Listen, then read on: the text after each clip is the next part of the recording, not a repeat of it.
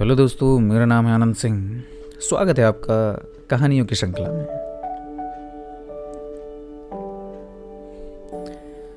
विमल बहुत परेशान था।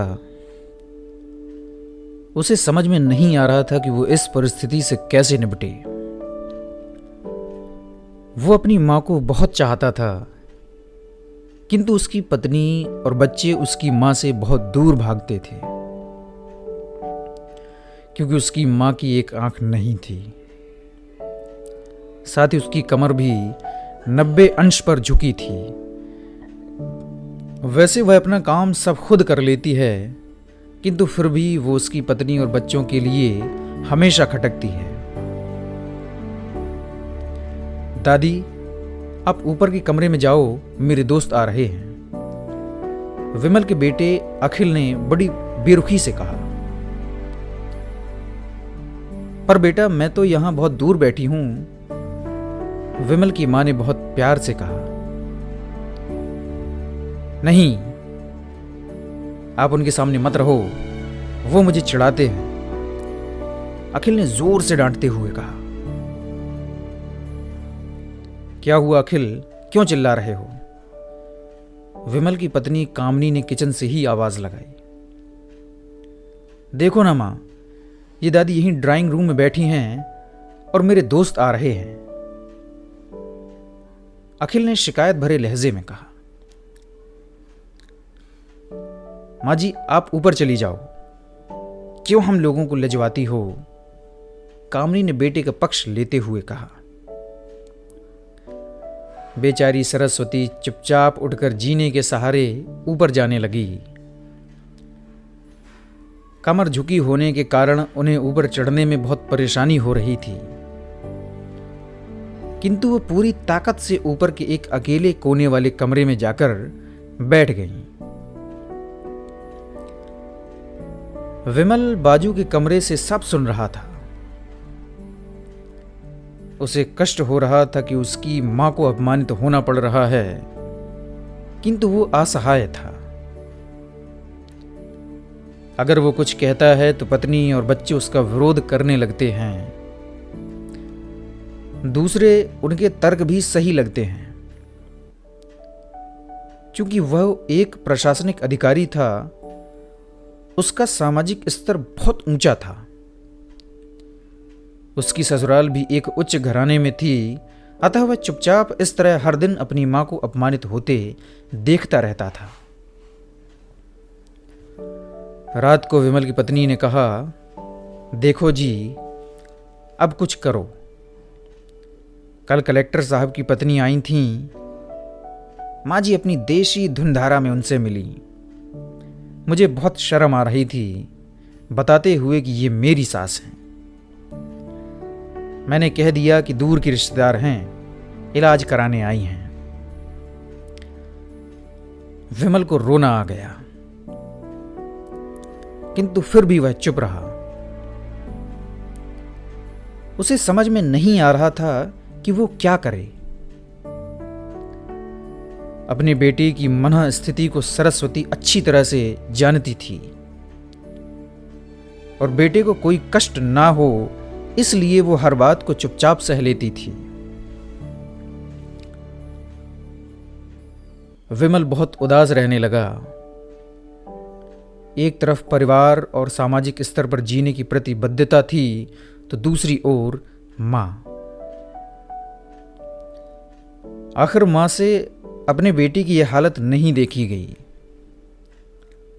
एक दिन उसने अपने बेटे से कहा, विमल, बहुत दिन हो गए हैं, मैं अपने गांव जाना चाहती हूं, मुझे वहां पहुंचा दो, अब मेरा यहां मन नहीं लगता। किंतु मां, वहां तो कोई नहीं है, तुम्हारी देखभाल कौन करेगा? विमल ने बड़े आश्चर्य से पूछा। अरे सब गांव वाले जो हैं, और वो तुम्हारे मामा जी तो उसी गांव में रहते हैं, और फिर हम सारी व्यवस्थाएं कर आएंगे ना। कामनी को तो जैसे मन की मुराद मिल गई हो। हाँ बेटा, बहू सही कह रही है, सरस्वती ने लंबी सांस लेते हुए कहा। विमल जानता था कि गांव में मां की देखभाल करने वाला कोई नहीं है, लेकिन अपनी पत्नी की जिद के कारण वह अपनी मां को गांव छोड़ने पर विवश हो गया। मां को गांव छोड़कर आते वक्त उसे रोना आ रहा था तथा अपनी बेबसी पर गुस्सा भी आ रहा था, किंतु परिवार, पत्नी और समाज ने उसके इन मनोभावों को दबा दिया और वो सुकून सा महसूस करने लगा। कुछ दिनों के बाद उसके चाचा, जो अमेरिका में रहते थे, आने वाले थे। जब विमल बहुत छोटा था, उसके पिता जीवित थे तब वो भारत आए थे और उसके बाद वो अब भारत आने वाले हैं। पूरा परिवार और आस पड़ोस बहुत उत्साहित था। अमेरिका से विमल के डॉक्टर चाचा आ रहे थे। डॉक्टर रमेश ने जैसे ही घर में कदम रखा, सबने मिलकर बहुत उत्साह से उनका स्वागत किया। क्यों विमल, भाभी नहीं दिख रही, कहाँ हैं? डॉक्टर रमेश ने उत्सुकता पूर्वक पूछा। जी वो गांव में रहती हैं, यहां उनका मन नहीं लगा, कामनी ने सपाट लहजे में उत्तर दिया। डॉक्टर रमेश ने विमल की ओर देखा तो विमल ने अपनी आंखें झुका लीं। डॉक्टर रमेश सब समझ गए। बोले, कल हम भाभी से मिलने गांव चलेंगे सब लोग। दूसरे दिन सभी लोग गांव के घर में पहुंचे। देखा कि सरस्वती को बहुत तेज बुखार है और वो पलंग पर असहाय पड़ी हैं। डॉक्टर रमेश दौड़कर सरस्वती के पास गए, उनके पैर छूकर रोने लगे। सरस्वती की ये हालत उनकी कल्पना से परे थी। वाह बेटा विमल, तूने तो नाम उजागर कर दिया। अपनी मां की ये हालत देखकर तुझे तो शर्म भी नहीं आ रही होगी। डॉक्टर रमेश ने विमल को लगभग डांटते हुए कहा। नहीं देवर जी, विमल का कोई दोष नहीं है। मैं खुद गांव आई थी। सरस्वती ने अपने बेटे का बचाव किया। मुझे सब पता चल गया भाभी, आप चुप रहो। क्यों बहू, तुम्हें अपनी सास की कुरूपता पसंद नहीं है? समाज में तुम्हें नीचा देखना पड़ता है। डॉक्टर रमेश ने कामनी की ओर व्यंग्य से देखा। कामनी निरुत्तर होकर विमल को देखने लगी। आज तुम जिस सामाजिक स्तर पर हो, वो इन्हीं के संघर्षों की देन है।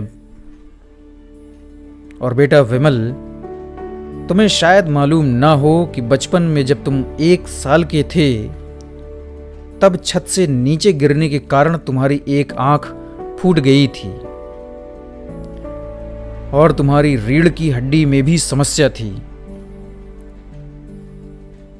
तब तुम्हारी इस क्रूप मां ने अपनी एक आंख और अपना बोन मैरो तुम्हें देकर इतना सुंदर स्वरूप दिया था। कामनी बेटा, इतने सालों तक संघर्ष करके बेटे को प्रशासनिक अधिकारी बनाने वाली इस संघर्षशील औरत की तुम लोगों ने यह दशा कर दी। तुम्हें ईश्वर कभी माफ नहीं करेगा। डॉक्टर रमेश की आंखों से अश्रु जलधारा बह रही थी। अब भाभी, आप मेरे साथ अमेरिका जाएंगी। यहां इन स्वार्थी लोगों के बीच नहीं रहेंगी। डॉक्टर रमेश ने सरस्वती से कहा। विमल को तो काटो तो खून नहीं था। डॉक्टर रमेश जो उसके चाचा थे, उन्होंने जो राज बताया, उसके बाद तो विमल को यही लग रहा था कि उससे ज्यादा पापी इंसान इस दुनिया में कोई और है ही नहीं। वह दौड़ता गया और मां सरस्वती की कदमों से लिपट गया। माँ मेरा अपराध क्षम्य है, मैं जानबूझकर चुप्पी साधे रहा, आपका अपमान करवाता रहा। अब सिर्फ आप ही उस घर में मेरे साथ रहेंगी और कोई नहीं। विमल ने आग्नेय दृष्टि से अपनी पत्नी और बच्चों को देखा। कामिनी को भी बहुत पश्चाताप हो रहा था, किंतु उसकी हिम्मत नहीं हो रही थी कि वो सरस्वती से आंख मिलाए। सरस्वती ने कामिनी की मन स्थिति को समझकर उसको पुचकारते हुए अपने पास बुलाया और विमल को डांटते हुए कहा, खबरदार, जो मेरी बहू को मुझसे अलग करने की कोशिश की, मैं तुझे ही घर से बाहर निकाल दूंगी। कामिनी और बच्चों ने सरस्वती के पैर पड़ते हुए अपने व्यवहार पर माफी मांगी और मां के हृदय ने सबको माफ कर दिया। तो हेलो दोस्तों, मेरा नाम है आनंद सिंह। अगर आपको ये कहानी पसंद आई हो तो लाइक, शेयर और सब्सक्राइब ज़रूर करिएगा। मिलते हैं अगली कहानी पर, तब तक के लिए धन्यवाद।